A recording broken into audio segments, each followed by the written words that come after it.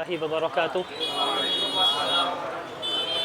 ان اللہ وملائکتہ یصلون علی النبی یا ایھا الذین آمنوا صلوا علیہ وسلموا تسلیما اللہم صل وسلم وزد وبارک علی حبیبک سیدنا ونبینا ومولانا محمد وآلہ وصحبہ کما تحب وترضى بأن تصلی علیہ الصلاۃ والسلام علیک یا سیدی یا حبیب اللہ صلی اللہ تعالی علیہ وسلم۔ الحمدللہ آج اس مبارک پاکیزہ مجلس میں اللہ کے گھر میں اللہ کے ایک محبوب بندے کی بارگاہ میں ان کے قرب میں بیٹھ کر اللہ کے چند مخصوص محبوب بندوں کا ذکر کرنے کی سعادت اس نے ہمیں عطا فرمائی۔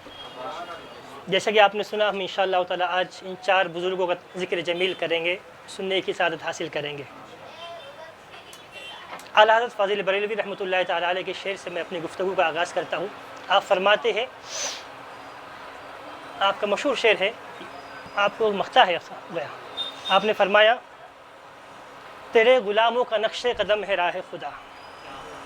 مختصر مصرع ہے یہ، فرماتے ہیں تیرے غلاموں کا نقش قدم ہے راہ خدا۔ یہ صرف چھوٹا مصرع نہیں ہے، یہ قرآن مجید کی آیت کریمہ کی تفسیر ہے گویا۔ کیا فرماتے ہیں؟ تیرے غلاموں کا نقش قدم، یعنی جہاں پر تیرے غلاموں کا نقش قدم پڑا، قدموں کا نشان ہے، وہ راہ خدا صراط مستقیم ہے۔ اللہ تعالیٰ فرماتا ہے، ہمیں دعا کا طریقہ سورہ فاتحہ میں اللہ نے سکھایا، اہدنا الصراط المستقیم صراط الذین انعمت علیہم۔ اللہ کا راستہ کیا ہے؟ اے اللہ ہمیں صراط مستقیم میں چلا، وہ راستہ ان لوگوں کا راستہ جن پر تیرا انعام ہوا، تیرے نیک بندوں کا راستہ۔ تو ان کا راستہ کیا ہے؟ صراط مستقیم ہے۔ تو اعلیٰ فرماتے ہیں تیرے غلاموں کا نقش قدم ہے راہ خدا، کیا بہک سکے جو یہ چراغ لے کے چلے، جو ان کی محبت کا چراغ لے کے چلے، اس راستے پہ جو چلے گا، ان کے نقش قدم پہ چلے گا، وہ کبھی بہک نہیں سکتا۔ تو یہ ان بزرگوں کا ذکر کیا جاتا ہے، اس کی ایک بنیادی وجہ یہی ہوتی ہے کہ یہ صراط مستقیم پر چلی ہوئی شخصیتیں ہیں، صراط مستقیم پر سے یہ گزر چکے ہیں، یہ جانتے ہیں صراط مستقیم کے نشیب و فراز کیا ہے۔ شیطان نے اللہ تعالیٰ سے یہ کہا ہے، چیلنج کیا ہے کہ میں صراط مستقیم پر بیٹھ کر تیرے بندوں کو بہکاؤں گا۔ وہ ہر ایک کو اس کے درجے میں بہکاتا ہے، ایک عالم کو اس انداز میں بہکاتا ہے جس انداز میں وہ بہک سکتا ہے، ایک جاہل کو اس کی جہالت کے حساب سے بہکاتا ہے۔ علامہ ابن جوزی رحمۃ اللہ تعالیٰ کی مستقل کتاب ہے تلبیس ابلیس کے نام سے، انہوں نے اسی موضوع پہ لکھی ہے کہ شیطان کس کو کس انداز میں بہکاتا ہے۔ تو بیٹھا ہوا ہے، اس لیے ہمیں ایک آسان طریقہ بتایا گیا کہ ان بزرگوں کے پیچھے چلو، کہ یہ راستے میں کہاں شیطان کیسے بہکاتا ہے یہ جانتے ہیں، تو شیطان سے بچ کر کس طرح نکلا جاتا ہے یہ چونکہ جان چکے ہیں، انہوں نے بتایا ہے، ان کی عملی زندگی سے ہمیں پتہ چلا ہے۔ تو ان کے پیچھے چلنے میں عافیت ہے کہ ان کے پیچھے چلتے چلتے رہیں گے صراط مستقیم پر تو منزل مقصود تک پہنچ جائیں گے۔ خود امام اعظم ابو حنیفہ رحمۃ اللہ تعالیٰ علیہ بیان فرماتے ہیں کہ مجھے زیادہ فقہ حاصل کرنے سے یہ بات زیادہ پسندیدہ ہے کہ میں بزرگوں کا تذکرہ زیادہ سنوں۔ اب امام اعظم کیا شخصیت ہے آپ نہیں جانتے، آپ کا مقام و مرتبہ کیا ہے، فقہ میں، حدیث میں، تفسیر میں کیا مقام ہے، لیکن آپ فرماتے ہیں یہ تو میری ذمہ داری تھی کہ مجھے امت تک یہ چیز پہنچانی تھی علم فقہ کی، ورنہ میں تو یہ چاہتا ہوں کہ میں فقہ کم حاصل کروں اور ان بزرگوں کا تذکرہ زیادہ سنوں۔ کیا وجہ؟ آسان وجہ، اور جو سمجھ میں آنے والی وجہ یہ ہے، یہ جو بزرگان دین ہے جو اس صراط مستقیم پر چل کے گزر گئے ہیں، یہ زندہ شخصیتیں ہیں۔ ان کا تذکرہ ایسا ہوتا ہے کہ ہم جب تذکرہ کرتے ہیں تو ہمارے دل بھی زندہ ہو جاتے ہیں۔ تو دلوں کی زندگی ان زندہ شخصیتوں کے تذکرے میں مضمر ہے۔ جتنا ان کو سنیں گے، ان کے حالات کو سنیں گے، ان کی زندگی کو سنیں گے کہ عبادت کیسے کی، ریاضت کیسے کی، صبر کیسے کیا، توکل کیسے کیا، اللہ کو راضی کیسے کیا، حضور سے محبت کیسے کی، دشمنوں کے ساتھ ان کا معاملہ کیا رہا، دوستوں کے ساتھ ان کی زندگی کیسے گزری، یہ جب تک ہم سنیں گے نہیں، سمجھیں گے نہیں، ہم اپنے اندر وہ چیزیں ڈال نہیں سکتے ہیں۔ تو ان کو سن کر، ان کی باتیں سن کر اپنے اندر عمل کا جذبہ پیدا کیا جاتا ہے۔ اس وجہ سے مبارک مجلس سے الحمدللہ کی جاتی ہے۔ جیسے بھی آپ نے سنا کہ حضور شیخ الاسلام نے فرمایا کہ یہی اصل کام ہے کہ ان کا تذکرہ سنا جائے، جتنا ان کو سنیں گے اتنا ہمارے اندر عمل کا جذبہ پیدا ہوگا۔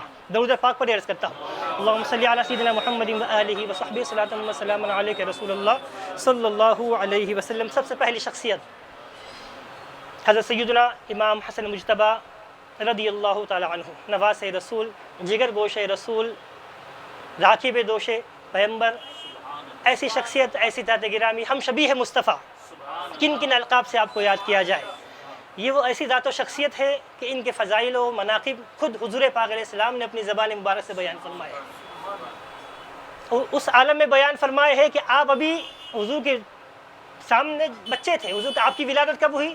جب حضور نے ہجرت فرمائی تو 3 ہجری میں آپ کی ولادت ہوئی، یعنی مدینہ آنے کے بعد جب ہجرت کو 3 سال گزرے اس وقت آپ کی ولادت ہوئی.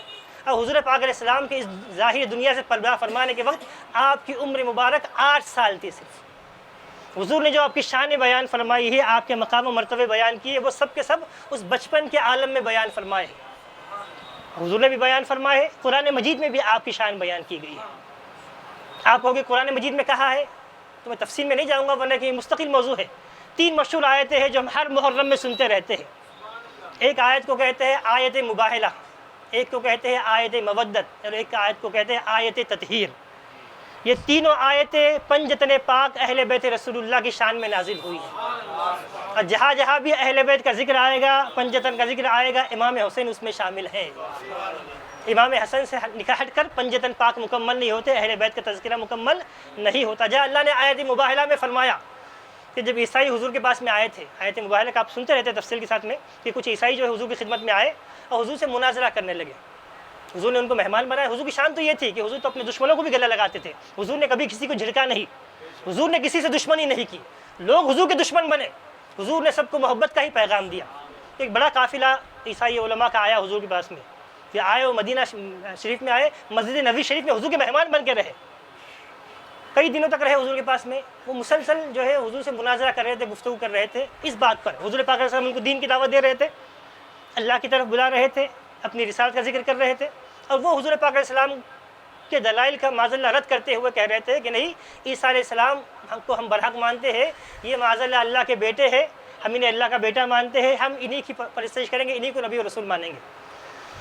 اب سورہ آل عمران جو تیسرے پارے سے شروع ہوتی ہے، تقریباً 1.25 پارے کی آیت قریب سورہ مبارک ہے، مشہور سورہ مبارک ہے. اس کی تقریباً 80 آیتیں اسی موقع پر نازل ہوئی ہے کہ عیسائی حضور سے سوال کرتے جاتے ہیں، اللہ تعالیٰ آسمان سے وہی نازل فرماتا، جواب دیا کرتے تھے. جو عیسیٰ علیہ السلام کے بارے میں کہتے ہیں تو مسلمانوں کا عقیدہ عیسیٰ علیہ السلام کے بارے میں کیا ہے، حضرت مریم کے بارے میں کیا ہے، اللہ کے بارے میں کیا ہے.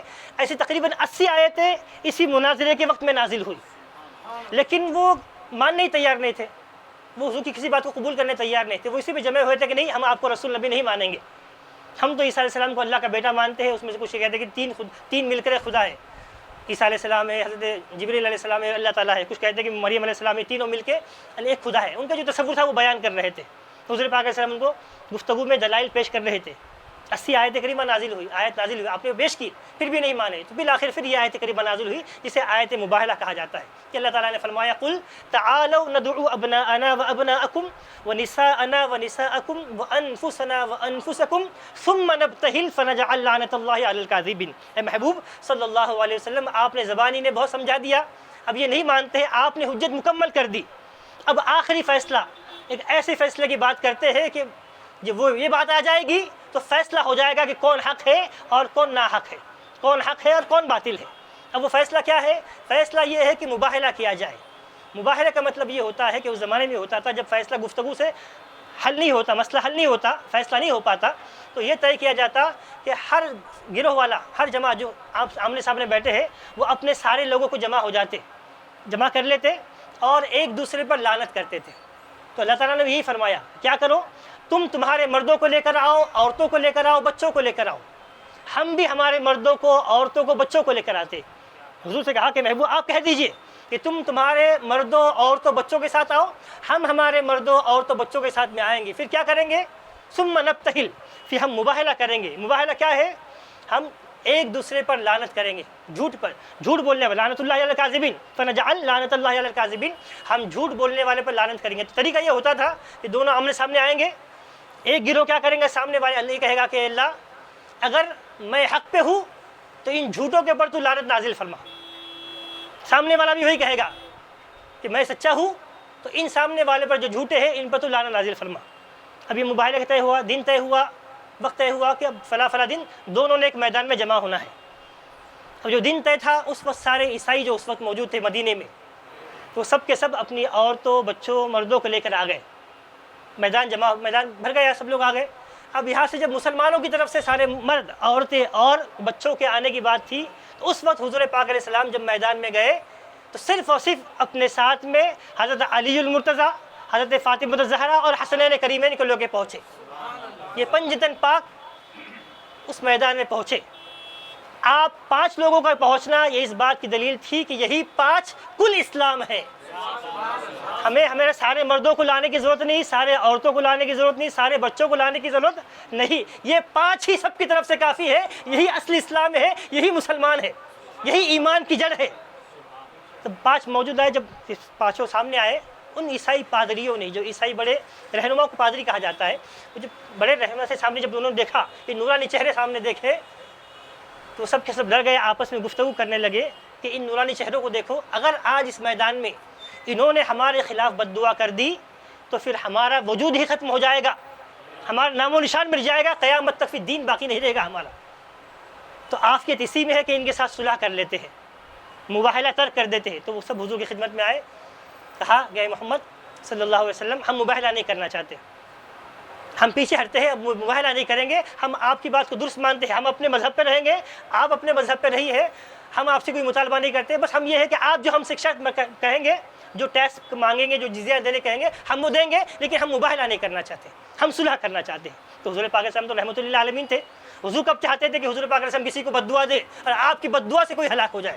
حضور نے زندگی میں کسی کو بد دعا نہیں دی. تو آپ نے صلح کر لی, اور پھر کیا ہوا کہ وہ انہوں نے جزیہ دیا اور پھر ٹیکس کو راضی ہو گئے اور نکل گئے. تو اس آیت کریمہ میں, جسے آیت مباہلہ کہا جاتا ہے, جن لوگوں کے بارے میں اللہ نے فرمایا کہ مرد آئے, عورتیں آئے, بچے آ جائے, ان میں جن بچوں کا ذکر ہے وہ بچے کون ہیں؟ حسنین کریمین ہیں. تو گویا آپ کا ذکر قرآن مجید میں اللہ نے بیان فرمایا, اس شان کے ساتھ بیان فرمایا ہے کہ آپ سارے اسلام کی نمائندگی کرنے والے بچے ہیں, عام بچے نہیں ہیں. دوسری آیت آیت تطہیر ہے, 22 پارے میں ہے. اللہ تعالیٰ فرماتا ہے انما یرید اللہ لیذھب عنکم الرجس اہل البیت ویطہرکم تطہیرا. اے اہل بیت, اللہ تعالیٰ ارادہ فرماتا ہے کہ تم میں سے سب کی کیا کرے, ہر قسم کی گندگی کو تم سے صاف فرما دے, پاک فرما دے, ہر قسم کے رجس سے تم کو پاک و صاف فرما دے. اب اس کی طویل تفسیر ہے. اب اس کی تفسیر میں علماء بیان فرماتے ہیں کہ گندگی کی جو قسمیں ہو سکتی ہے, ظاہری گندگی بھی اور باطنی گندگی بھی. باطنی گندگی سے مراد کیا ہے؟ کفر ہے, نفاق ہے, شرک ہے. جو باطنی گندگیاں ہیں, ان گندگیوں سے بھی اللہ تعالیٰ نے آپ کو پاک فرمایا ہے. اسی وجہ سے علماء بیان فرماتے ہیں, سب علماء نے, چاہے عارض فاضل بریلوی ہو, حضور شیخ الاسلام نے, سبھی بات بیان فرماتے ہیں کہ جو سید زادہ ہے, حضور کے نسب سے ہے, جو صحیح نسب سید ہے, حضور کے بیٹا ہے, حضور کی اولاد ہے, تو وہ کبھی کفر پہ نہیں مر سکتا. اس بارے میں علماء کے 2 گروہ, شاید سے پہلے تفسیر سن چکے, محرم میں سنتے رہتے ہیں. علماء بیان فرماتے ہیں کہ جو سید زادہ ہوگا اس سے کفر ہو ہی نہیں سکتا. بعض علماء یہ کہتے ہیں کہ کفر ہو ہی نہیں سکتا, اس سے کبھی زندگی میں کفریہ جملہ نکل ہی نہیں سکتا.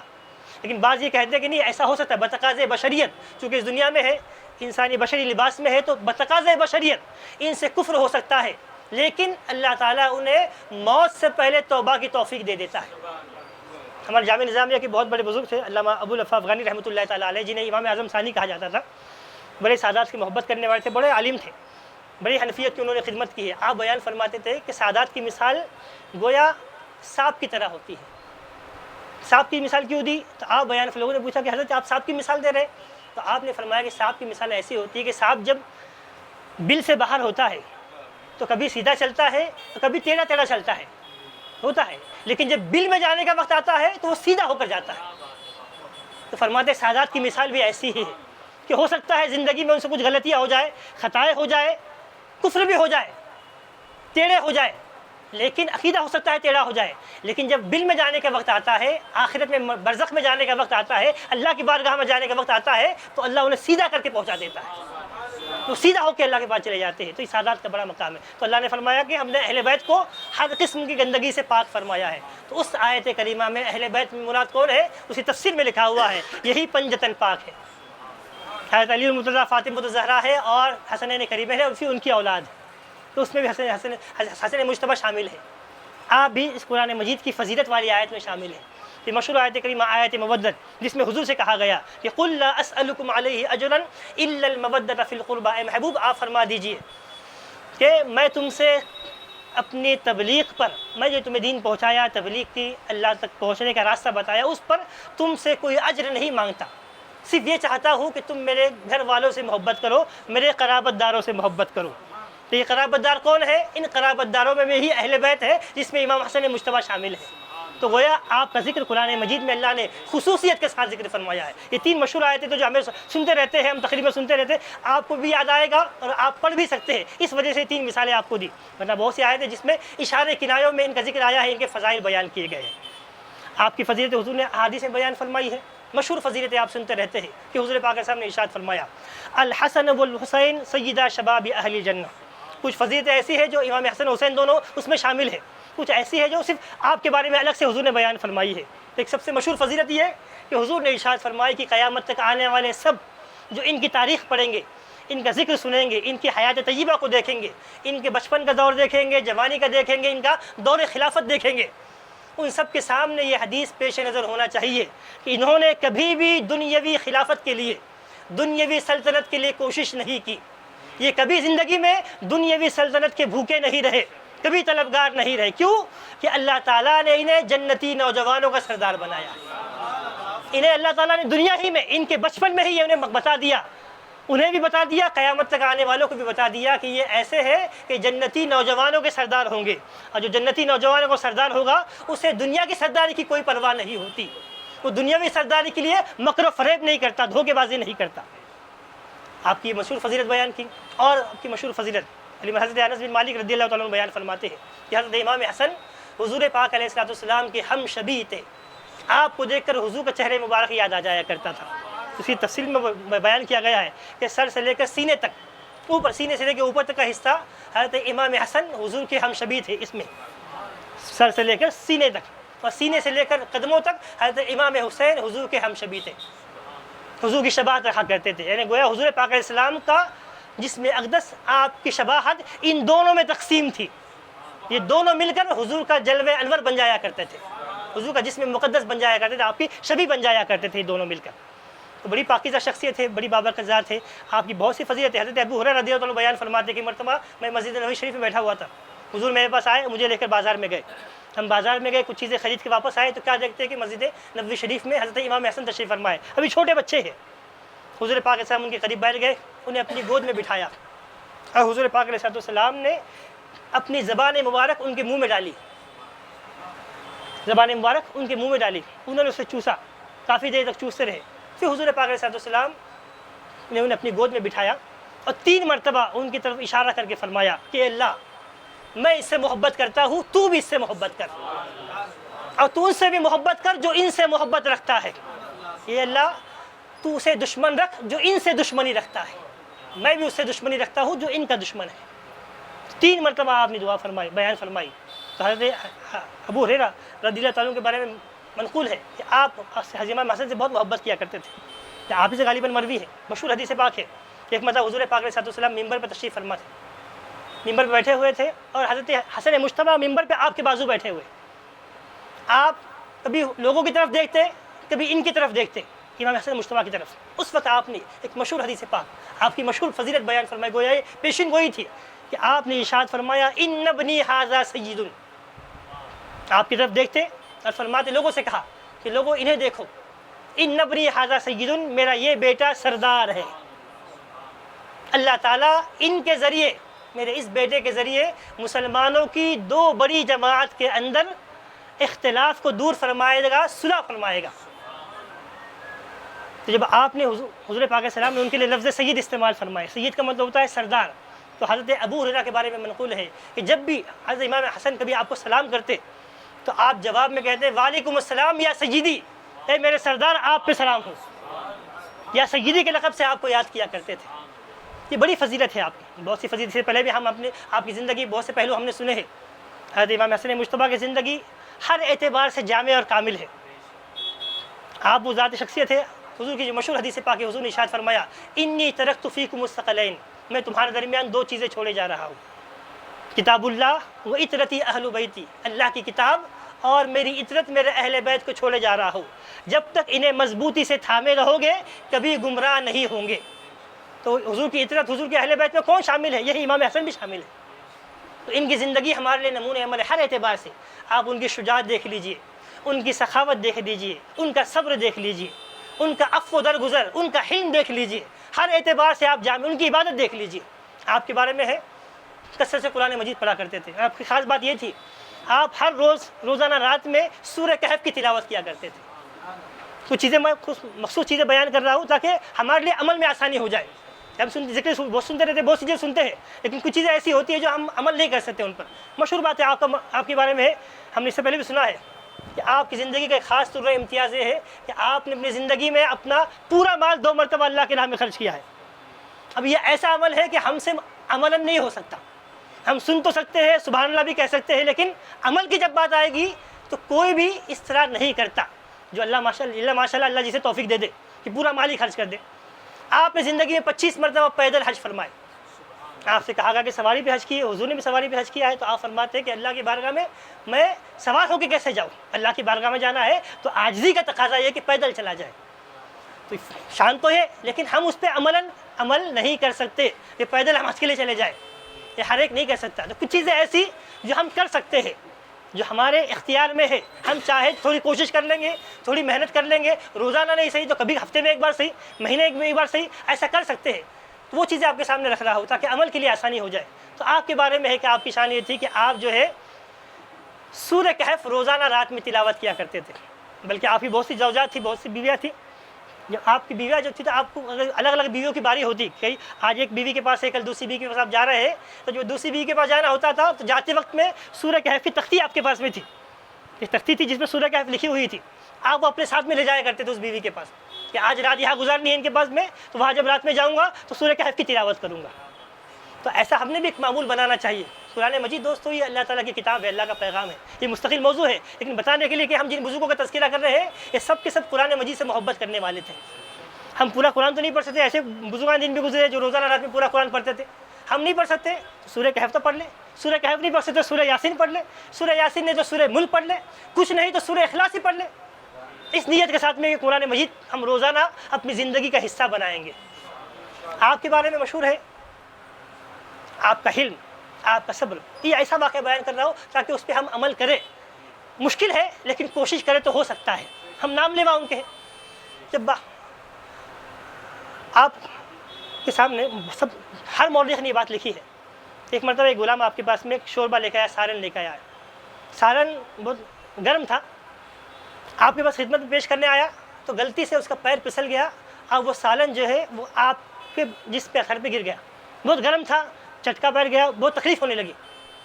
لیکن وہ آپ کا خادم تھا، غلام تھا، اسے اپنی غلطی کا احساس ہوا، لیکن وہ جانتا تھا کہ یہ سید زادے ہیں، یہ معاف کرنے والے ہیں. اس نے فوراً قرآن مجید کی آیت کریمہ پڑھی، والقاظمین الغیظ، کہ غصے کو پی جانے والے. آپ تو جلال میں تو نہیں آئے، تکلیف تو بہت ہوئی کہ پورا گرم سالن جو ہے آپ کے جس پہ اثر بھی گیا، کپڑے خراب ہونے کا تکلیف تو ہوئی. لیکن جیسے اس نے قرآن مجید کی آیت پڑھی کہ اللہ کے نیک بندے وہ ہوتے ہیں جو غصے کو پی جاتے ہیں، آپ نے فوراً اسے کہہ دیا کہ جا تجھے معاف کر دیا. والعافین عن الناس پڑھا، اس نے کہا جا تجھے معاف کر دیا، تجھے آزاد بھی کر دیا. واللہ یحب المحسنین. آیت کریمہ 3 حصے ہیں، والکاظمین الغیظ والعافین عن الناس واللہ یحب المحسنین. اس نے کہا والکاظمین الغیظ والعافین عن الناس، غصے کو پینے والے، معاف کرنے والے. تو آپ نے کہا میں نے معاف کر دیا. واللہ یحب المحسنین، اللہ احسان کرنے والے کو پسند فرماتا. تو آپ نے کہا جا تجھے آزاد کر دیا. احسان بھی کیا، جا تجھے آزاد کر دیا. یہ واقعہ ہمارے سامنے ہے. آپ کی فضیلت پر اہل بیت ہی معاف کرنے والے. ہم اہل بیت کے نام لیوا ہے. کیا ہم اپنے دوستوں کو، اپنے بھائیوں کو، اپنے گھر والوں کو، کیا ماں باپ کو ہم معاف کرتے ہیں؟ ہم میں سے بہت ایسے ہیں، میں نے ایسے لوگوں بھی دیکھا ہے کہ ماں باپ سے اگر کچھ غلطی ہوئی، ماں باپ نے کوئی بات کہہ دی تو اتنے ناراض ہو گئے ایسے کہ مرنے کے بعد نہ ان کے جنازے پہ گئے نہ ان کی قبر پہ گئے.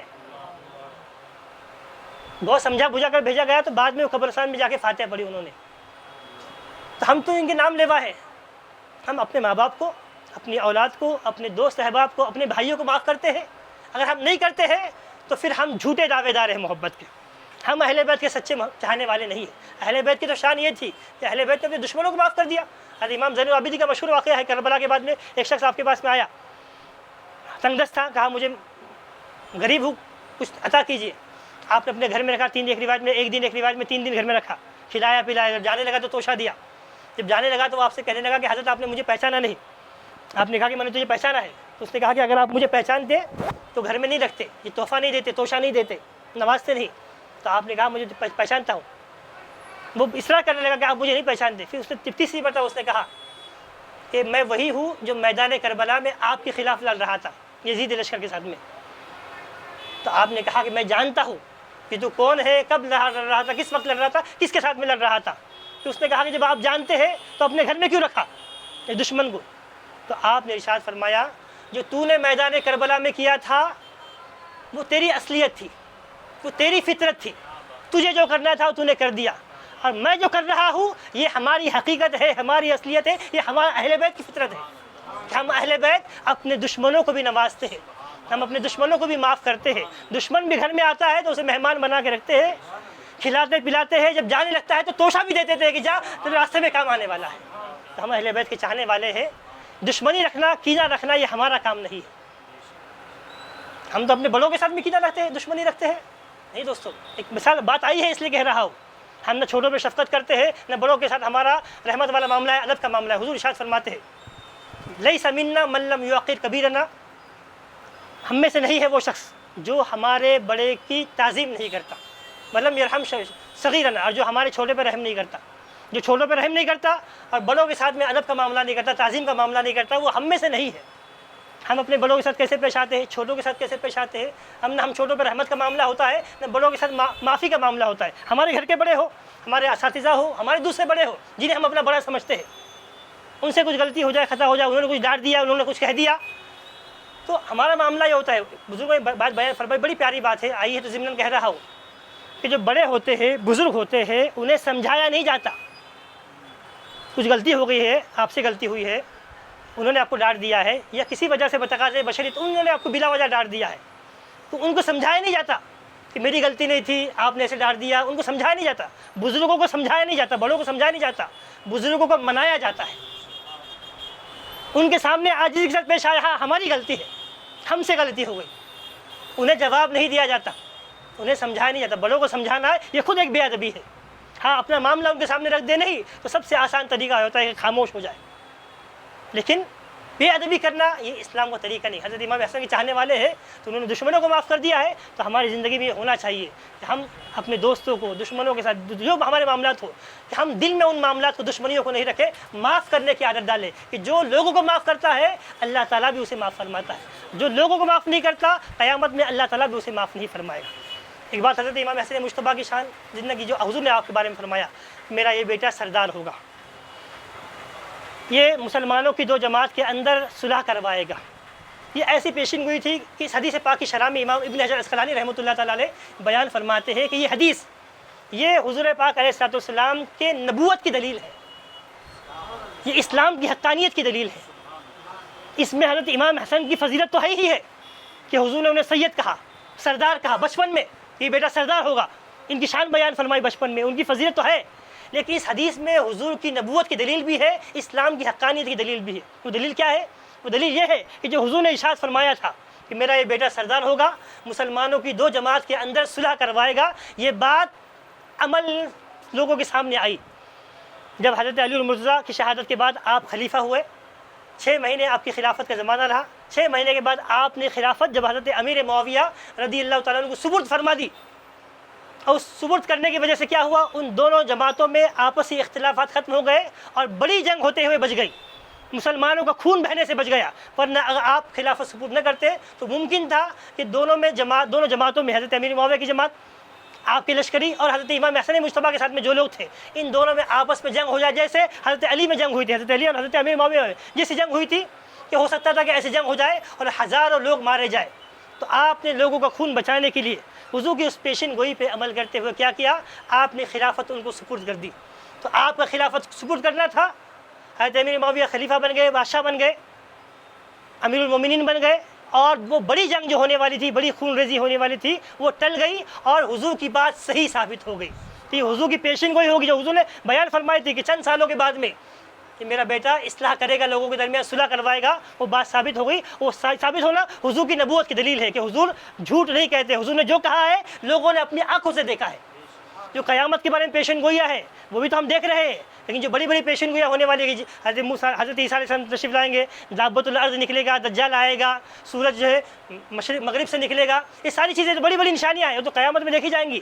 لیکن وہ ایسی نشانی جو حضور نے بیان فرمائی اور لوگوں نے دیکھ لی, کہ حضور نے فرمایا میرا بیٹا سردار ہوگا صلح کرے گا، اور آپ نے صلح کروا دی، اس میں آپ کی فضیلت بھی ہے۔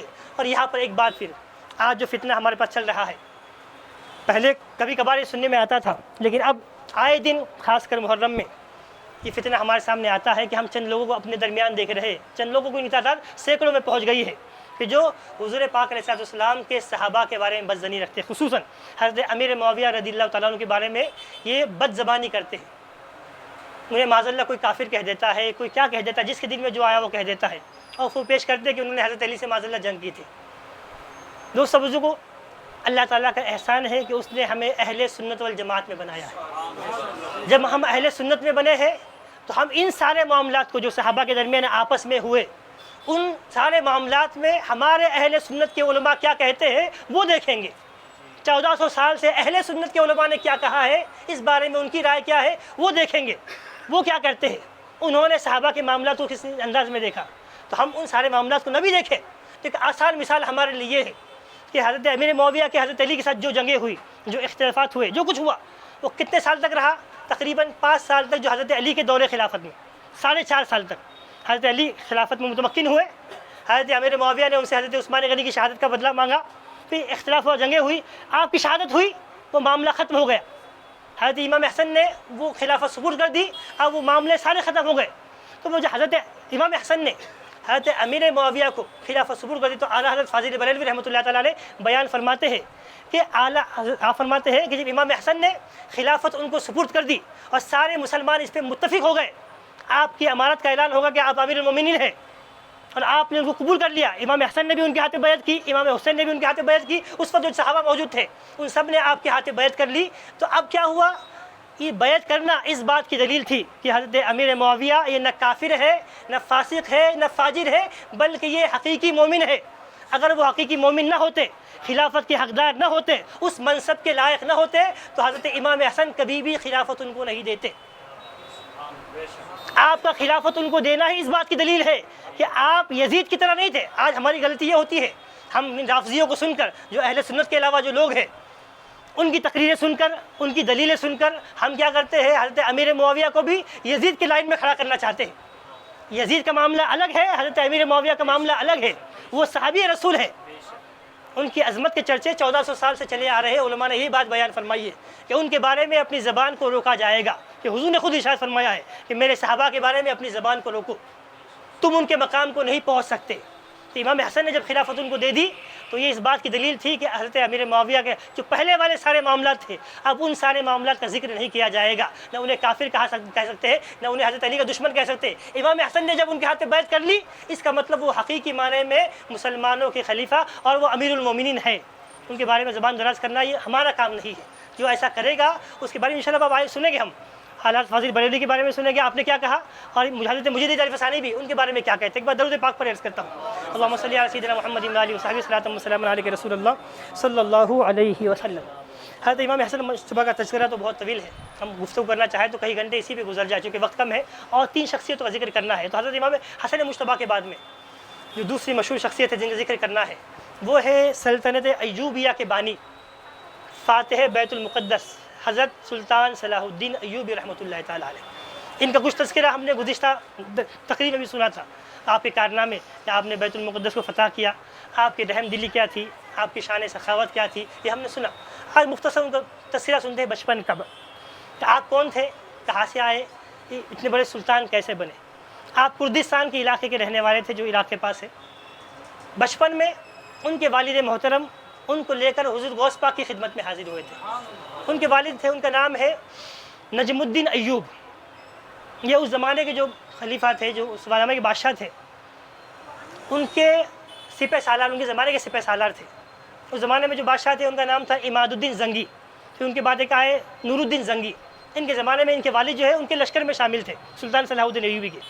تو بچپن میں جب چھوٹے تھے تو حضور غوث پاک کی خدمت میں لے کر آئے، تو حضور غوث پاک نے ان کے سر پر ہاتھ رکھ کر ان کے لیے دعا فرمائی تھی۔ تو بچپن میں جو حضور غوث پاک نے ان کے لیے دعا فرمائی تھی، اللہ تعالیٰ نے اس دعا کی بدولت یہ شان بخشی کہ وہ فاتح بیت المقدس بھی بنے، فاتح مصر بھی بنے، سلطنت ایوبیہ کے بانی بھی بنے۔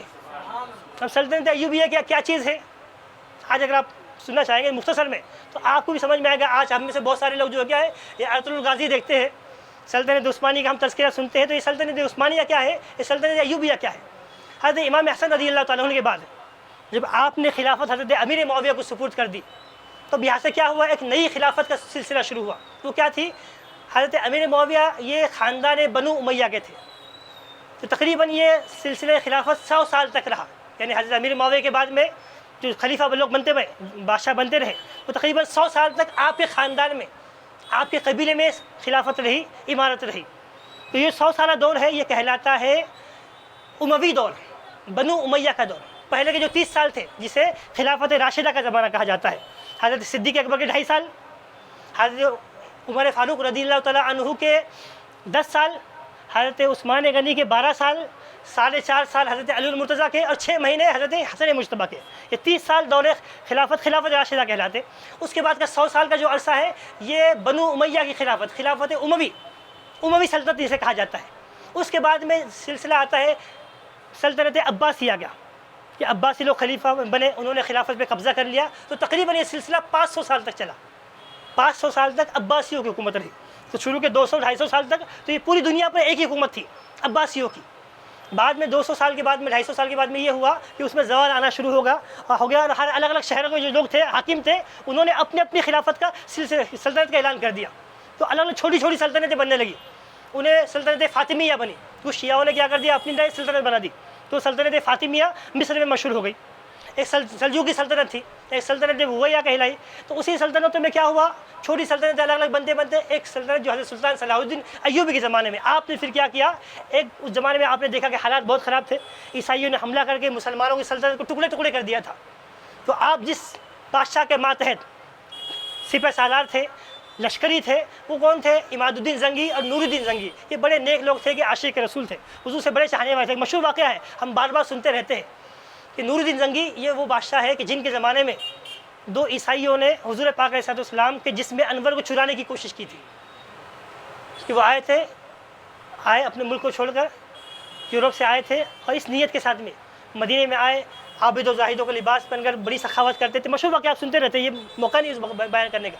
آ کے وہ حضور پاک علیہ السلام کے جسم مبارک کو چرانا چاہتے تھے، انہوں نے خندق بھی کھود لی تھی زیر زمین، بالکل قریب تھا کہ وہ حضور پاک علیہ السلام کے جسم انور کو لے جائے۔ تو 3 راتوں تک مسلسل حضور پاک علیہ السلام حضرت نور الدین زنگی کے خواب میں آتے تھے، اور اسے کہتے تھے، ان لوگوں کے چہرے دکھائے کہ یہ لوگ میرے جسم کو لے جانا چاہتے ہیں۔ تو آپ 3 دن تک خواب دیکھتے رہے۔ پہلے دن آپ کو پتہ نہیں کیا، تو علماء سے مشورہ کیا، پھر 3 دن تک جب خواب آیا تو آپ مدینہ شریف پہنچے، پھر آپ نے ان لوگوں کو تلاش کر لیا، انہیں کیفر کردار تک پہنچایا۔ تو یہاں تک پہنچے جب سرنگ کا جائزہ آپ نے لیا، بتاتے ہیں کہ سرنگ میں جب پہنچے تو بالکل وہ حضور پاک علیہ السلام کے قبر مبارک کے پاس تک پہنچ گئے تھے، بلکہ انہوں نے شروع بھی کر دیا تھا، اور حضرت عمر فاروق رضی اللہ تعالیٰ عنہ کے قدم مبارک بھی باہر آ چکے تھے، تو قریب ہی تھا کہ وہ نکال لیتے۔ آپ وہاں پہنچے، آپ نے ان سے بدلہ لیا۔ یہ ایسی بابر کا شخصیت عاشق رسول تھے نور الدین زنگی۔ آپ کے زمانے میں بیت المقدس جو ہے وہ عیسائیوں کے قبضے میں چلا گیا تھا، تقریباً 80 سال تک ان کے قبضے میں رہا۔ تو نور الدین زنگی وہ بادشاہ ہے جنہوں نے پوری کوشش کی کہ وہ صلیبیوں کے پاس سے، عیسائیوں کے پاس سے بیت المقدس کو پھر مسلمانوں کے پاس رکھا جائے۔ حضرت عمر فاروق کے زمانے میں بیت المقدس مسلمانوں کے پاس آیا تھا، کئی سالوں تک تھا، پھر عیسائیوں نے اپنے قبضے میں لیا، تو 80 سال تک رہا۔ یہ 80 سال میں عماد الدین زنگی نے کوشش کی، نور الدین زنگی نے کوشش کی، انہوں نے بہت پیارا خوبصورت ممبر بنوایا نور الدین زنگی نے، بہت عالی شان شاندار ہے، آج بھی مسجد اقصیٰ میں وہ ممبر رکھا ہوا ہے۔ انہوں نے ممبر بنوایا اور یہ وصیت کی تھی کہ یہ میں ممبر جو ہے مسجد اقصیٰ میں رکھوانا چاہتا ہوں، لیکن آپ کا وصال ہو گیا، انتقال ہو گیا، آپ وہ اپنے زندگی میں وہ رکھوا نہیں سکے۔ سلطان صلاح الدین ایوبی نے کیا کیا، جب بیت المقدس کو فتح کیا تو وہ ممبر آپ وہاں سے اٹھا کر لے کر آئے، انہوں نے مسجد اقصیٰ میں رکھا۔ آج سے چند سال پہلے ایک شخص نے مسجد اقصیٰ میں آگ لگوائی تھی، اس آگ میں جو ہے وہ ممبر جل گیا تھا، کافی سا جل گیا تھا، تو اس ممبر کو وہاں سے اٹھایا گیا، اسی کی ہو شکل میں آج جو ممبر ہے اس کی نقل ہے وہاں پر، وہ آج رکھی ہوئی ہے۔ سلطان صلاح الدین ایوبی بڑے چاہنے والے تھے، مسجد اقصیٰ سے بڑی محبت تھی، حضور سے بڑی محبت تھی، انہوں نے سپہ سالار میں بہت زمانہ گزارا، بڑی خدمت اسلام کی جنگ حطین، آپ کو نام اس لیے بیان کر رہا ہوں کہ واقعہ نہیں کہ تفسیر بیان کی جائے، آپ یوٹیوب پہ سرچ کیجئے بیٹل آف حطین یا جنگ حطین، آپ سرچ کیجئے، وہ واقعہ سنیے آپ کہ آپ نے صرف 12,000 کا لشکر تھا اور تقریباً 4 لاکھ عیسائی آپ کے مقابلے میں تھے۔ وہ 12,000 کے لشکر نے کس طرح ان لوگوں پہ فتح پائی، آپ دیکھنا چاہتے ہو، سلطان صلاح الدین ایوبی اس کے کمانڈر تھے، کس طرح فتح ہوئی آپ اسے سنیے، دیکھیے کہ ان کا جذبہ جہاد کیا تھا۔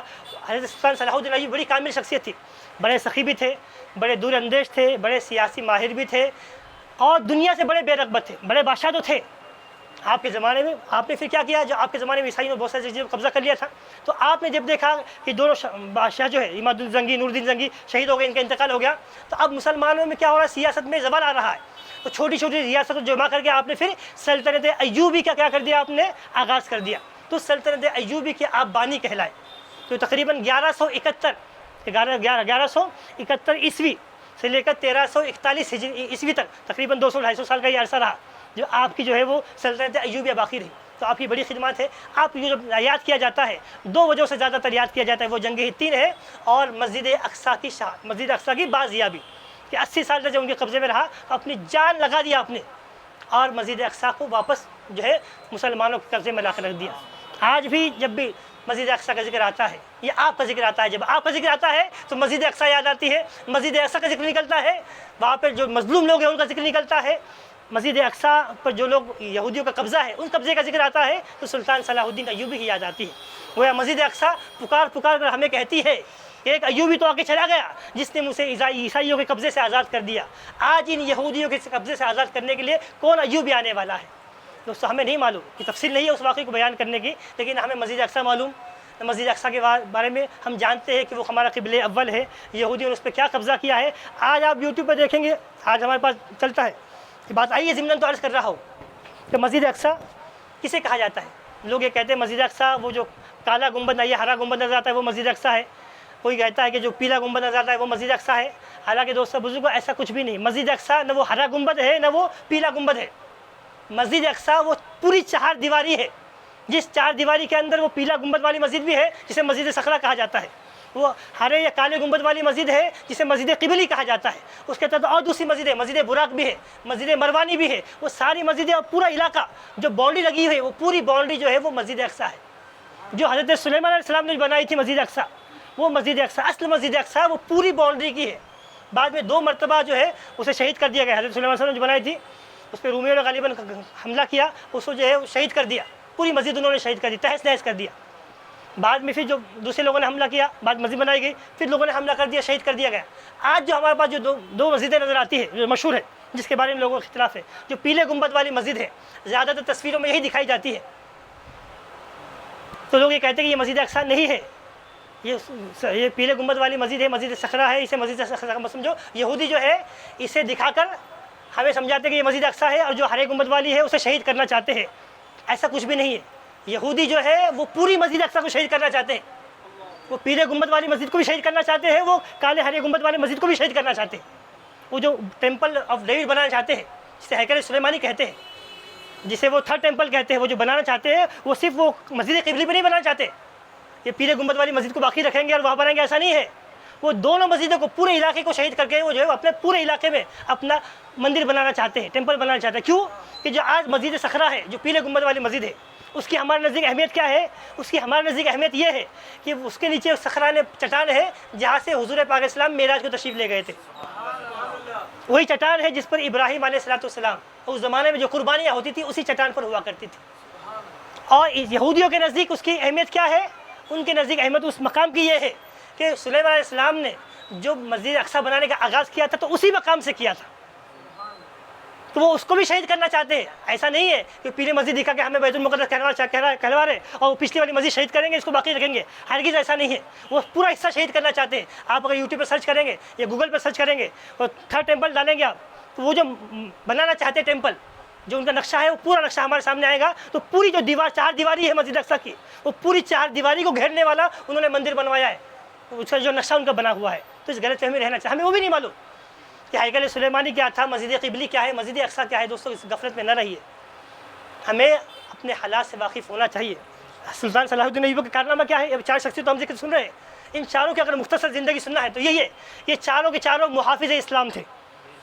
محافظ اسلام کیسے؟ حضرت حسن مصطفیٰ محافظ اسلام کیسے؟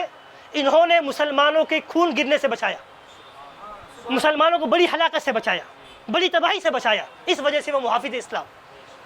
محافظ اسلام صرف تلوار اٹھا کے نہیں ہوتا، آپ نے تلوار رکھی اور اسلام کو بچایا۔ آپ چاہتے تو امام حسین کی طرح آپ بھی تلوار اٹھا سکتے تھے، شہید ہو سکتے تھے، لیکن آپ جانتے ہیں کہ تلوار اٹھانے کا یہ موقع نہیں ہے، یا تلوار رکھ کر اسلام کو بچانا ہے۔ آپ نے تلوار رکھی، خلافت سپرد کر دی، اسلام کے محافظ بنے۔ سلطان صلاح الدین ایوبی نے تلوار اٹھائی، دفاع کیا، اپنی جان قربان کر دی، پوری زندگی اس میں لگا دی، 20 سال مسلسل میدان جہاد میں رہے، مسلسل خدمت کرتے ہیں، تلوار اٹھا کر خدمت کرتے ہیں۔ تو جہاں ضرورت ہوتی ہے تلوار رکھنے کی، حفاظت کرنے کی، آپ نے تلوار رکھی، حفاظت کی۔ جہاں تلوار اٹھا کر حفاظت کرنے کی ضرورت پیش آئی، سلطان صلاح الدین ایوبی نے اپنی تلوار اٹھائی، دفاع میں اٹھائی۔ مسلمان تلوار جو ہے حملہ کرنے کے لیے نہیں اٹھاتا، یہ اپنے دفاع میں اٹھاتا۔ اگر عیسائیوں نے مسجد اقصیٰ مسلمانوں کے قبضے سے لی نہ ہوتی تو انہیں تلوار اٹھانے کی ضرورت بھی نہیں تھی۔ انہوں نے صرف مسجد اقصیٰ نہیں لی، ہزاروں مسلمانوں کو شہید کیا۔ تو آپ نے مسجد اقصیٰ بچانے کی خاطر تلوار اٹھائی۔ حضرت مجدد الفسانی رحمۃ اللہ تعالیٰ علیہ نے، اعلیٰ حضرت فاضل بریلوی نے، انہوں نے کبھی زندگی میں تلوار کو کوئی ہاتھ بھی نہیں لگایا ہوگا، لیکن ان کے پاس جو تلوار تھی وہ قلم کی تلوار تھی۔ وہ محافظ اسلام کیسے بنے؟ تلوار کو اٹھائے بغیر انہوں نے قلم کو اٹھایا، اور ایسا قلم چلایا کہ اکبر جیسا بادشاہ، جہانگیر جیسا بادشاہ، اسے اپنی گردن خم کرنا پڑی۔ اس شان کے ساتھ قلم اٹھایا، صرف ایک آدمی تنے تنہا۔ اکبر نے کیا کیا تھا آپ تفصیل سے سن چکے ہیں، اس نے دین الہی کا آغاز کیا تھا، ایک نیا دین بنایا، ایسا دین جس میں سارے مذہبوں کی تعلیم جمع ہو جائے۔ ایسا مذہب بنایا کہ جس سے ہندو بھی خوش ہو جائے، سکھ بھی خوش ہو جائے، عیسائی بھی خوش ہو جائے، یہودی بھی خوش ہو جائے، اور مسلمان بھی خوش ہو جائے۔ حالانکہ مسلمان ایسی چیزوں سے خوش نہیں ہوتا، مسلمان ایمان کا سمجھوتا نہیں کرتا۔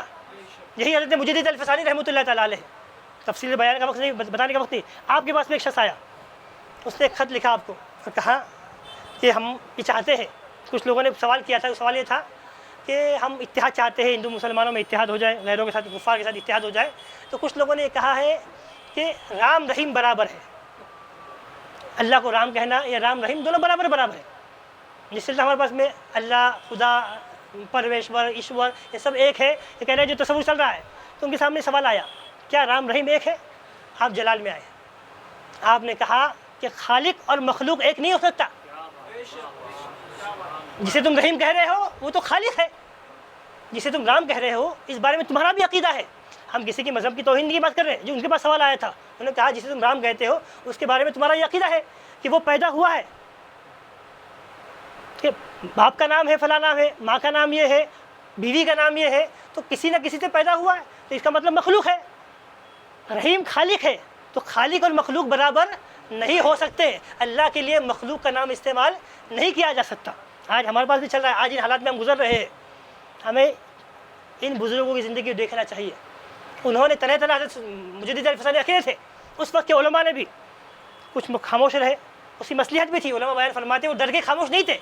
کچھ علماء ہو سکتا ہے ڈر کے خاموش ہو، کچھ لالچ کی وجہ سے خاموش ہو، لیکن اکثر علماء کی بات، علماء جو بیان فرماتے ہیں ہمیں خوشگمانی رکھنی چاہیے۔ کیا اس وجہ سے خاموش تھے کہ وہ جانتے تھے کہ اللہ تعالیٰ نے اس صدی کا مجدد الفسانی کو بنایا، بس اس صدی کا نہیں، وہ 1000 سال کے مجدد ہے۔ اللہ نے ان کی شان کو ظاہر کرنا ہے۔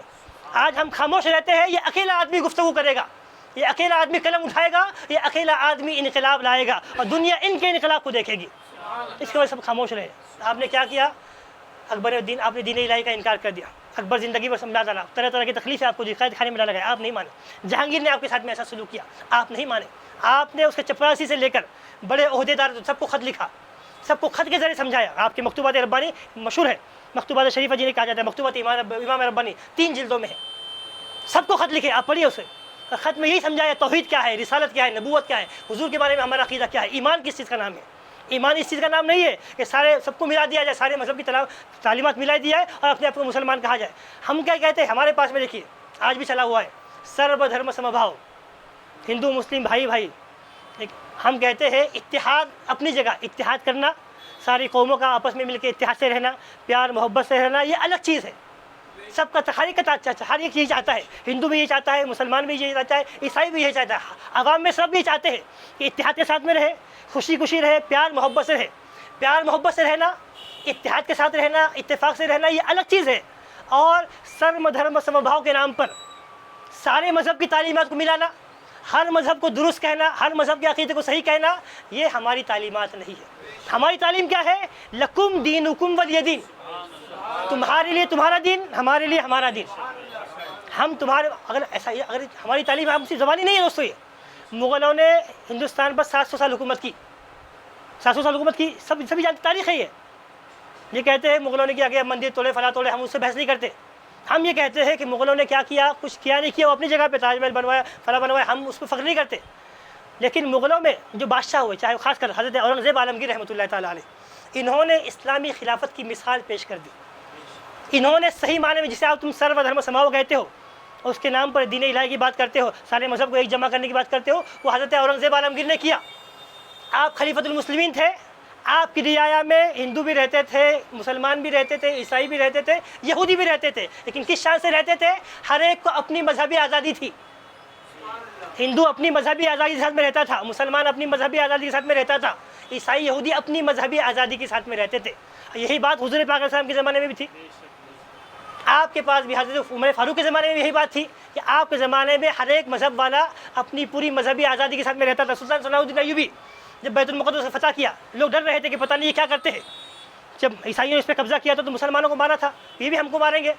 آپ نے کہا میں کسی کو نہیں ماروں گا، بلکہ ہر شخص جو یہاں رہنا چاہتا ہے رہے، جو جانا چاہتا ہے چلا جائے، یہاں سے جو جانا چاہتا ہے چلا جائے، لیکن جو یہاں رہنا چاہتا ہے وہ مکمل مذہبی آزادی کے ساتھ میں رہ سکتا ہے. اس کی مذہبی آزادی میں کوئی درار نہیں، ان کا کوئی چرچ توڑا نہیں جائے گا، کوئی عبادت گاہ توڑی نہیں جائے گی، وہ اپنی مذہبی آزادی میں آزاد ہوں گے. تمہیں جو کرنا ہے تم کرو، ہم ہمارے حساب سے کریں گے. تو ہمارے پاس میں اتحاد کی صورت کیا ہے؟ سرو دھرم سمبھاؤ نہیں، دین الہی نہیں، سارے مذہب کو ایک ماننا نہیں، آرتیاں اتارنا نہیں، یہ اتحاد نہیں ہے. اتحاد کیا ہے؟ لکم دینکم ولی دین، تم تمہاری جگہ پہ، ہم ہماری جگہ پہ، ہم تم کو ڈسٹرب نہیں کر رہے، تم ہمیں ڈسٹرب مت کرو. یہی مسلمان حکمرانوں نے کیا. اگر مسلمان حکمراں تلوار اٹھا کے رہتے، جسے تم کہتے ہو کہ تلوار کے زور پہ اسلام پھیلا، تو سوچنے کی بات ہے. اگر 700 سال مسلمان یہاں حکمران تھے اور انہوں نے صرف تلواریں اٹھائی، انہوں نے صرف مندریں ہی توڑے، تو کیا ایک بھی مندر باقی رہتا؟ نہیں رہتا. انہوں نے مندر کو باقی رکھا، چرچوں کو باقی رکھا، عیسائی یہودی عبادت گاہ کو باقی رکھا. بلکہ تاریخ گواہ ہے، حضرت اورنگزیب نے تو کئی مندروں کو چندہ بھی دیا، عطیہ دیا ہے. اس کی دستاویزات موجود ہے، آج اس کی دستاویزات موجود ہے. کہ کس بات کی دلیل ہے؟ یہ اسی بات کی دلیل ہے کہ مسلمان حکومت جب بھی رہی، صحیح معنوں میں جب کوئی خلیفہ آیا، اس نے کبھی کسی رعایا پر ظلم نہیں کیا. ہم تو یہی چاہتے اتحاد ہو، اتفاق ہو، لیکن ایمان کا سودا کر کے نہیں. اعلیٰ حضرت فاضل بریلوی رحمۃ اللہ تعالیٰ علیہ کے زمانے میں آپ کی شان کیا ہے؟ حضرت مجید علی فسانی تو آپ بڑا کارنامہ دین الہی کا آپ نے رد کیا، بڑی شان ہے. آپ کا ایک صرف قول سناتا ہوں کہ حضرت اعلیٰ حضرت کی بارگاہ میں آتے ہیں، آپ کا مشہور قول ہے، آپ بیان فرماتے ہیں نہ خدا بنو نہ رسول بنو. جملہ چھوٹا ہے لیکن بڑا معنی خیز ہے. کیا فرماتے ہیں مجدد الفسانی؟ نہ خدا بنو نہ رسول بنو. تو لوگوں نے پوچھا حضرت خدا بننے رسول بننے کا کیا مطلب ہے؟ کون خدا کیسے بنے گا، رسول کیسے بنے گا؟ اپنے آپ کو کون خدا سمجھے گا، رسول سمجھے گا؟ آپ فرماتے ہیں خدا بننے کا مطلب یہ کہ میں ہر چیز کر سکتا ہوں، ہر چیز میرے اختیار میں ہے. میں اپنے مال کے ذریعے، اپنے اختیار کے ذریعے، اپنے طاقت کے ذریعے، اپنے پاور کے ذریعے جو چاہے کر سکتا ہوں. تو آپ فرماتے ہیں یہ شان کسی بندے کو مل ہی نہیں سکتی. یہ شان صرف احکم الحاکمین کی ہے، رب العالمین کی ہے. یہ اللہ کی شان ہے کہ وہ جو چاہے کرے، جو دل میں آئے کرے. بندہ تو ایسا نہیں کر سکتا. حضرت علی سے فرماتے کہ توحید کی دلیل کیا ہے؟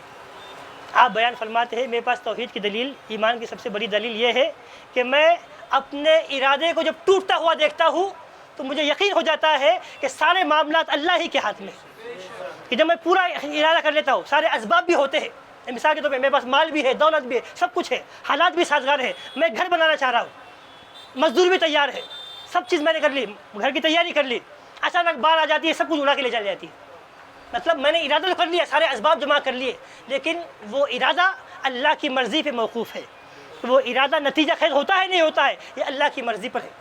تو حضرت مجدد الفسانی فرماتے ہیں خدا مت بنو، مطلب یہ دعوے مت کرو کہ میں جو چاہوں کروں. اختیار پاور چند لمحوں کے لیے ہوتا ہے، کرسی ہمیشہ کسی کے پاس نہیں ہوتی، اختیار کسی کے پاس نہیں ہوتا ہے. تو یہ دعویٰ بندوں کو زیب نہیں دیتا. پھر فرمایا رسول نہ بنو، مطلب آپ فرماتے ہیں رسول نہ بنو کا مطلب یہ ہے کہ رسول کی شان کیا ہوتی ہے؟ رسول کی شان یہ ہوتی ہے کہ وہ جو کرے وہ درست.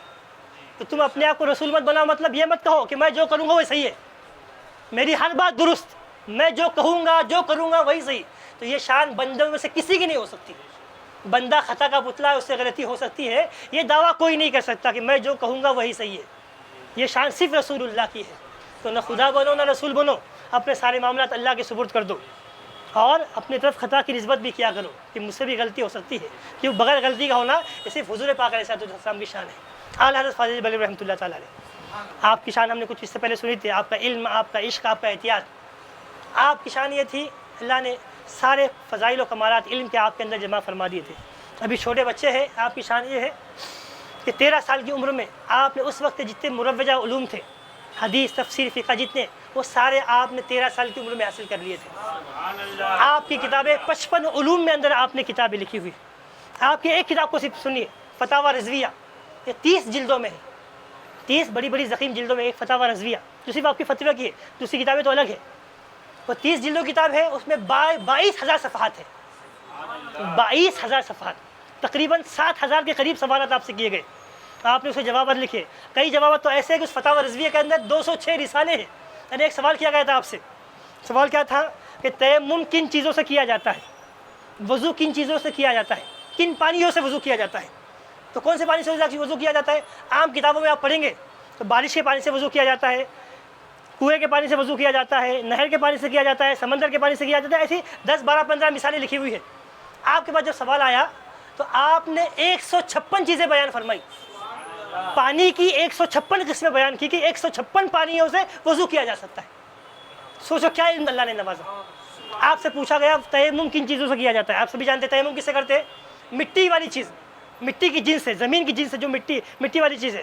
تو پتھر ہے، پھرسی ہے، جو زمین کی چیز ہے، مٹی سے، زمین سے نکل رہی ہے، اسے تیمم کیا جاتا ہے. آپ نے 250 چیزیں بیان کی، 250 نام گنوائے. اس سے تیمم ہو سکتا ہے، اس سے ہو سکتا ہے، اس سے ہو سکتا ہے. علم بھی شان. 8 سال کے تھے. عربی میں اب عربی کا گرامر کی مشہور کتاب ہے ہدایت النحو، مشہور کتاب ہے. وہ پڑھے بغیر ہمارے پاس میں گرامر کوئی سیکھتا نہیں عربی کا. عربی گرامر پڑھی، ہر کتاب مدرسے میں پڑھائی جاتی ہے. آپ جب 8 سال کی عمر میں پڑھ رہے تھے تو آپ نے صرف وہ کتاب پڑھی نہیں، جیسے آپ نے وہ کتاب ختم کی آپ نے اس پہ عربی شرح لکھی. 8 سال کی عمر میں کتاب، عربی کتاب پڑھی بھی اور اس کی تشریح بھی لکھی، اس کو سمجھایا بھی لکھ کر. شرح کا مطلب ہوتا ہے اس کو سمجھانا. جیسے قرآن کی تفسیر ہوتی ہے کہ قرآن کی آیتوں کو سمجھایا جاتا ہے، اس کو مفہوم سمجھایا جاتا ہے. آپ نے ہدایت النحو پڑھی 8 سال کی عمر میں. 8 سال کی عمر میں اس کی شرح لکھی. 13 سال کی عمر میں زندگی کا پہلا فتویٰ آپ نے دیا رضاعت کے بارے میں. رضاعت کا مطلب، رضاعت کس کو بولتے ہیں؟ جو ماں کے علاوہ کسی اور کو جو دودھ پیا جاتا ہے، ماں کا دودھ تو پیتے ہی، ماں کے علاوہ جب کسی کا دودھ پیا جاتا ہے تو وہ کیا ہوتی ہے؟ رضاعی ماں بن جاتی ہے. وہ ہمارے اوپر حرام ہو جاتی ہے. تو جو ان کی اولاد ہوتی ہے وہ بھی ہم پہ حرام ہوتی ہے. تو یہ بڑا پیچیدہ مسئلہ ہے. ایسا سوال آپ کے پاس میں آیا تو آپ کے والد محترم نے ان کے پاس میں دیا اپنی والد کی موجودگی میں. 13 سال کی عمر میں آپ نے وہ رضاعت والا فتویٰ دیا. اب بات آئی تھی، رہ گئی ہدایت النحو. ہدایت النحو یہ ایسی کتاب ہے عربی زبان میں، ہم اشرفیوں کے لیے تو خاص بات ایسی بات ہے، یہ اللہ تعالیٰ نے ہمیں وہ اشرف دیا ہے. ہدایت النحو یہ کتاب لکھی کس نے؟ حضرت مخدوم اشرف جہانگیر سمنانی رحمۃ اللہ تعالیٰ کے پیر و مرشد حضرت علاء الحق پنوی رحمۃ اللہ تعالیٰ علیہ، ان کے پیر و مرشد حضرت سراج حقی آئینہ ہند. آپ نے یہ کتاب لکھی ہے ہدایت النحو. یہ ہدایت النحو جو لکھی ہے دنیا بھر میں پڑھی پڑھائی جاتی ہے. عرب دنیا میں پڑھائی جاتی ہے، ہندوستان میں پڑھتے پوری دنیا کے ہر تقریباً مدرسوں میں یہ کتاب پڑھائی جاتی ہے. یہ اشرفی فیضان پوری دنیا میں الحمدللہ بٹ رہا ہے. تو اعلیٰ حضرت نے بھی بچپن میں یہ کتاب پڑھی، اس پہ شرح لکھی. 13 سال کی عمر میں پہلا فتویٰ لیا. آپ جوان ہوئے، آپ کے زمانے میں جو زمانہ تھا وہ بڑا پورا شوق زمانہ تھا. آج جیسا چل رہا ہے کہ سیاسی لوگوں نے اپنی کرسی بچانے کی خاطر ہندو مسلمانوں کو آپس میں لڑایا، مذہب والوں کو آپس میں لڑایا. اس زمانے میں یہ معاملہ چلا تھا. اس زمانے کے سیاستدانوں نے مسلمانوں کو لڑانے کے لیے الگ الگ شوشے چھوڑے تھے. ان میں ایک بڑا شوشہ تھا جو آج بھی چل رہا ہے، وہ کیا ہے؟ گائے کو ذبح کرنا، گاؤ کشی. گائے کو اس زمانے میں بہت بڑا فتنہ اٹھا.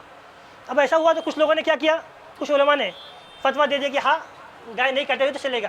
قربانی کے لیے گائے ضروری تھوڑی ہے، کسی اور کی بھی ہو سکتی ہے، کسی اور قربانی بھی تو ہو سکتی ہے نا، گائے کا ضروری ہے. تو کچھ لوگوں نے، علماء نے، جو بڑے بڑے علماء تھے، انہوں نے کہا کہ جیسے کچھ لوگ کہہ رہے ہیں کہ اس سے کافروں کے جذبات مجروح ہو رہے ہیں تو ہم گائے کی قربانی گائے کو ذبح نہیں کریں گے.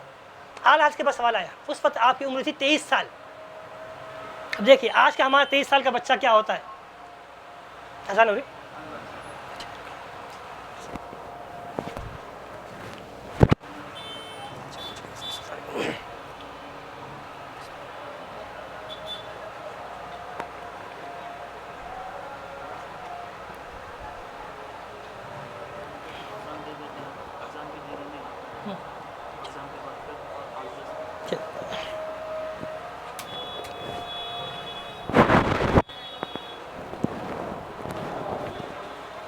لیٹ تو نہیں ہوتا نا؟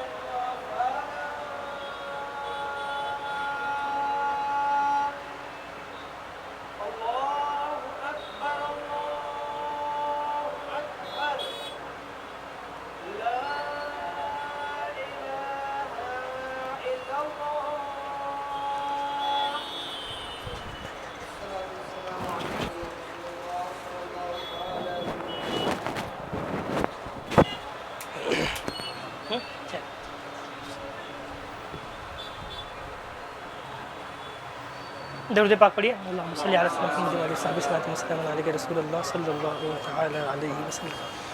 آپ کے پاس سوال آیا تو گائے کی قربانی کے بارے میں جو لوگ کہتے ہیں تو کیا حق ہے. تو آپ نے ایک بنیادی چیز بیان فرمائی. تفسیری کتاب ہے آپ کی، پوری مستقل کتاب آپ نے لکھی ہے انفس الفکر فی قربانی البقر بول کے. یہ گائے کی قربانی کی شرعی حیثیت کیا ہے، گائے کی قربانی کی شرعی حیثیت کیا ہے. آپ نے اس میں ایک بات لکھی کہ گائے کی قربانی یہ شعائر دین میں سے ہے. قربانی یہ شاعر دین ہے، دین کی نشانیوں میں سے ہے. تو یہ گائے کی قربانی تو ہم کریں گے، یہ ہے. ہم اس کے خلاف فتویٰ نہیں دے سکتے. یہ بات الگ ہے کہ آپ نے فرمایا اگر ہم اس بات کو قبول کرتے ہیں، آپ نے جو بات کہی تھی آج بالکل برحق ہو رہی ہے، صحیح ہو رہی ہے کہ ہم لوگوں کو خوش کرنے کے لیے، ان کو راضی کرنے کے لیے، ان کے سامنے اپنا بڑا دل دکھانے کے لیے ہم اپنی تعلیمات سے سمجھوتا نہیں کر سکتے، سمجھوتا نہیں کیا جائے گا. آپ نے کہا کہ آج اگر ہم گائے کی قربانی کے بارے میں ہم پیچھے ہٹ جاتے ہیں کہ ہم قربانی نہیں کریں گے، یہ درست نہیں، جائز نہیں کرنا چاہیے قربانی، دوسروں کی قربانی کرو، تو کل وہ کسی اور چیز کا مطالبہ کریں گے، پرسوں تیسری چیز کا مطالبہ کریں گے، پھر چوتھی چیز کا. آج نہیں ہو رہا ہے ایک چیز کی. اب کیا ہو رہا ہے، اذان مائک میں نہیں دی جائے، راستے پہ نماز نہیں پڑھی جائے، راستے تو صفحے آپ کی نہیں ہونی چاہیے. آپ کی فلاں مسجد، ایک بابری مسجد چلی گئی، دوسری مسجد راستے پہ کھڑی ہوئی ہے، وہ اس کا معاملہ ہوا تیسرا. ہم کہتے ہمارا معاملہ کیا ہے، ہم اللہ سے فرماتے ہیں ہم اپنا موقف پیش کریں گے، اپنی بات سامنے رکھیں گے. ہاں حالات کا تقاضا الگ ہے کہ ہاں ہم اس کو حاصل نہیں کر سکتے، ہم فتنہ فساد نہیں کریں گے، ہم لوگوں کو لڑوائیں گے نہیں، اپنی بات منوانے کے لیے لوگوں کو لڑوائیں گے نہیں، اپنا حق حاصل کرنے کے لیے فساد نہیں کریں گے، لیکن اپنی بات پہ جمے رہیں گے. ہمارا حق ہے، ہم قربانی دیں گے. ہاں حالات ہے، قانون ہے، ایسا کرنے سے فتنہ ہوگا تو ہم رک جائیں گے. جب تک یہ قانون ہے ہم رک جائیں گے، جب قانون اٹھ جائے گا کوئی دوسری حکومت آئے گی اجازت دے گی ہم پھر کریں گے. بات کو سمجھیے، بات کو غلط انداز میں لیا جا سکتا ہے، میں سمجھا رہا ہوں. اصل چیز آپ کیا سمجھائیے کہ اپنے موقف پہ ہم جمے رہیں گے کہ جائز ہے، حضور نے کی ہے، صحابہ نے کی ہے، تو ہم اس کے ناجائز ہونے کا فتویٰ نہیں دے سکتے، ہم اس سے پیچھے ہٹ نہیں سکتے. ہاں حالات ایسے ہیں کہ اگر ہمارے کرنے سے فتنہ ہو رہا ہے تو ہم رک جائیں گے. قانون بناؤ، ہمارے پاس قانون ہے، مہاراشٹر میں نہیں کر سکتے تو نہیں کر رہے، بیل نہیں کاٹ سکتے تو نہیں کاٹ رہے. کیوں کاٹیں گے تو فتنہ ہو جائے گا. لیکن ہم یہ فتویٰ تو نہیں دے سکتے نا کہ بیل کاٹنا ناجائز ہے، گائے کاٹنا ناجائز ہے، نہیں، وہ فتویٰ نہیں دیں گے. حالات کے ساتھ بابری مسجد شہید ہوئی، اب لوگوں نے کہا سپریم کورٹ کا فیصلہ مانیں گے. یہ کیا کہ کس لیے، کس حساب سے کہ سپریم کورٹ کا فیصلہ یہ تو سیاسی لوگوں کا دعویٰ تھا. ہم فتنہ فساد نہیں کریں گے، لیکن ایک مسجد دی تو دوسری مسجد آج راستے میں ہے، تیسری اس کے بعد کے انتظار میں ہے. تو اس مطلب یہ ہے کہ ہم سمجھوتا نہیں کریں گے، اپنے موقف پہ جمے رہیں گے. ہاں فتنہ فساد نہیں ہونے دیں گے، ایمان کا سودا نہیں کیا جائے. اپنی بات تو 23 سال کی عمر میں آپ نے وہ ایمان افروز فتویٰ دیا. اس وقت ہمارے بچے، تو آج کے ہمارے بچے 23 سال کے بچے کیا کر رہے ہیں؟ 23 سال کے آج ہمارے 50 سال کے لوگ بھی موبائل میں گیم کھیلتے رہتے ہیں، دین کا کوئی شعور نہیں ہے. لیکن آپ کی سیاست تدبر آپ کا ایسا تھا کہ آپ نے ایک ایسا قانون دیا جو قیامت تک آنے والے مسلمانوں کے لیے کہ ہاں آج ابھی گنپتی کا دور ہے. اب دیکھیے ہندو مسلم اتحاد اپنی جگہ، لیکن اتحاد کے نام پر ہم سامنے جا کے آرتی اتاریں گے، یہ غلط بات. اس کا نام اگر اپنے ہم کہیں وہ اس سے خوش ہو جائیں گے تو ہم اللہ کی رضا دیکھنا چاہتے ہیں کہ کافروں کی رضا دیکھنا چاہتے ہیں. قرآن مجید میں اللہ ارشاد فرماتا ہے ودوا لو تکفرون، وہ چاہتے ہیں، کافر کیا چاہتے ہیں کہ تم بھی کفر کرو. یہ اس وقت تک راضی نہیں ہوں گے جب تک تم بھی کافر نہیں بن جاتے. تو تم ان کو راضی کرنے کے لیے اپنے ایمان کا سودا مت کرو، ایمان کا سودا نہیں کیا جائے گا. ہاں ان کا تہوار ہے، ان کی خوشی ہے، وہ خوشی کر رہے ہیں، ہم اس میں کوئی رونا نہیں ڈالیں گے. ہماری طرف سے ایک ذرہ برابر تکلیف ان کو نہیں پہنچے گی. ان کی اس خوشی میں ہم جا کے کوئی فتنہ نہیں کریں گے. اتحاد اسی کا نام، ساتھ مل جل کر رہنا، یکجہتی اسی کا نام ہے. یکجہتی ہرگز یہ نہیں ہو سکتی کہ ہم بھی سامنے کھڑے ہو جائے، ٹوپی پہن کے جائے، داڑھی. ہمارے کچھ لوگ جاتے ہیں یہ سیاسی فائدہ حاصل کرنے کے لیے یا اپنی سیاست کو چمکانے کے لیے، کرسی حاصل کرنے کے لیے سامنے ٹوپی پہن کے جا رہے، داڑھی پہ جا رہے ہیں اور آرتی اتار رہے ہیں. یہ دوستوں ایمان کا سودا ہے، اس سے ایمان ضائع ہو جاتا ہے، ایمان ضائع ہو جاتا ہے. آپ ہوگی نہیں ہمارے دل میں تو نہیں تھا، نہیں، ہر جگہ دل کا فتویٰ نہیں ہوتا ہے، کچھ چیزوں میں ظاہری بھی دیکھا جاتا ہے، ہر جگہ نیت کا اعتبار نہیں ہوتا. ایک آسان مثال، 3 طلاق کا مسئلہ ہمارے پاس میں ہے. 3 طلاق کہہ دی، دل میں تھا ہی نہیں تھا. جیسے ہم 3 بار قبول بول کے قبول کر لیتے نا، تو آپ کے دل میں مسئلہ یہی ہے، آپ کے دل میں نہیں تھا. ایک لڑکا ایک لڑکی بیٹھے ہوئے تھے، ان کے سامنے 2 آدمی ہیں، انہوں نے مذاق میں کہہ دیا کہ تو میری بیوی، میں تیرا شوہر. 2 گواہ موجود تھے، ان کے سامنے کہا کہ ہم ایک دوسرے کو بیوی مان رہے. مذاق میں بھی کہہ دیا تو نکاح ہو گیا. مذاق میں بھی کہہ دیا، جب نکاح ہو جاتا ہے 3 بار قبول کہنے سے آ جاتی ہے تو طلاق بولنے سے چلی بھی جاتی ہے. تو اس میں نیت کا اعتبار نہیں کہ میں نے غصے میں کہا تھا، ایسے ہی کہہ دیا تھا اس پر. تو ویسے ہی ایمان کا معاملہ بھی ہے. آپ بت کے سامنے کھڑے ہو جاؤ گے آرتی اتارو گے جو عبادت کا طریقہ ہے، اتحاد کی دوسری صورتیں ہیں، آپ ان کے کسی دوسرے پروگرام میں شریک ہو جائے، لیکن اگر آرتی اتار سامنے کھڑے بولے میں دل میں نہیں تھا، صرف ان کے لیے میں نے ایسا کر دیا، تو ایسا نہیں، تو سراسر عبادت کر رہے ہو۔ ہم سے تو قرآن مجید میں اللہ شاہ فرماتا ہے قل یا ایھا الکافرون لا اعبد ما تعبدون، اے کافرو، اللہ تعالیٰ اے محبوب ان کافروں سے کہہ دیجئے کہ ہم ہرگز اس کی عبادت نہیں کریں گے جس کو تم پوچھتے ہو، اور نہ تم اس کی عبادت کرتے ہو جنہیں ہم پوچھتے ہیں، نہ تم اس کی عبادت کرتے ہو جنہیں ہم پوچھتے ہیں، تو ہم بھی نہیں کریں گے۔ اتحاد کی دوسری صورتیں ہیں، اتحاد کے نام پر ایمان کا سودا نہیں کیا جائے گا۔ تو یہ درس ہمیں ان چاروں بزرگوں نے دیا کہ اسلام کی حفاظت کی جائے گی، مسلمانوں کا خون بھی نہیں بہنے دیا جائے گا، مسلمانوں کی عبادت گاہوں کی حفاظت کی جائے گی۔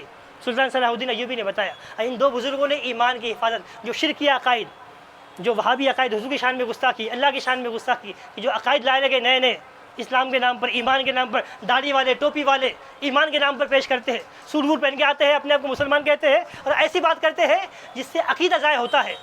تو ان بزرگوں کی زندگی ہمارے لیے نقش قدم، ان کا راہ خدا ہے، ان کی زندگی کو دیکھیں۔ حالات کے زمانے میں سارے وہابی ایک طرف آپ کے خلاف تھے، آپ نے کیا کیا؟ سارے دلوں میں حضور کی محبت کی شمع جلائی، اکیلے تنہے تھے، دوسرے لوگ ساتھ میں تھے، ان کے سرخیل آپ تھے، مجھے دیر پسانی تو اکیلے تھے، اکیلے کھڑے ہوئے تھے۔ یہ درس کیا ہمیں یہ بتانے کے لیے کہ اکیلے بھی ہو تو ایمان کا سودا نہیں کریں گے۔ ایمان بہت بڑی چیز ہے دوستو، ایک مومن کے پاس میں اگر کوئی چیز سب سے بڑی ہے، سب سے بڑی دولت ہے تو ایمان ہے۔ وہ مشہور واقعہ کہہ کے اپنی گفتگو ختم کرتا حضرت بایزید بستامی سے ایک عیسائی عورت نے، ایک بوڑھی عورت نے پوچھا کہ تمہاری داڑھی افضل ہے یا میرے گدھے کی دم؟ گدھے یا بیل الگ الگ جگہ آیا ہے، میرے بیل کی دم افضل ہے یا تمہاری داڑھی افضل ہے؟ تو آپ نے ایمان افسوس جملہ ارشاد فرمایا تھا، اسے ہمیں اپنی گرہ سے باندھ کے رکھنا چاہیے۔ آپ نے فرمایا اگر ایمان پہ خاتمہ ہوا تو میری داڑھی افضل، اور ایمان پہ خاتمہ نہیں ہوا تو تیری بیل کی دم افضل۔